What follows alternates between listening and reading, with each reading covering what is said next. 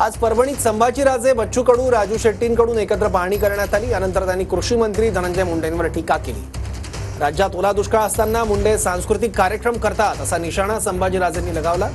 यावर उशिरा का होईना राजेंना शेतकरी समजला असं प्रत्युत्तर धनंजय मुंडेंनी दिलंय। तर मुंडेंच्या उत्तरानंतर संभाजीराजेंनी पुन्हा हल्लाबोल केलाय।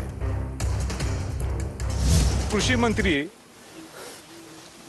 मंत्री इकडे यायचे सोडून आमदार खासदार सोडून ते आलेलेच नाहीत आणि कृषी मंत्री इकडे यायचं सोडून बीडला सांस्कृतिक कार्यक्रमात मग्न आहेत।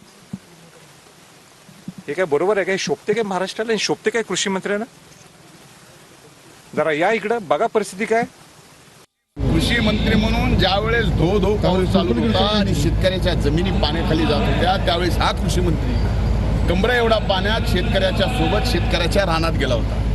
काही छत्रपतींना शोभणारं नाही, संभाजीराजेंना तर बिलकुल शोभणारं नाही। उशिरा का होईना तुम्हाला शेतकऱ्याची आठवण आली। संभाजीराजा तुम्हाला राजे म्हटलं जातं, पण उशिरा आलेलं शहाणपण उशिरा का आला असं म्हणता येत नाही। पण रात्रंदिवस हा कृषी मंत्री बांधावर आहे। माझा ट्रॅक रेकॉर्ड अनेक लोकांनी पाहायला पाहिजे।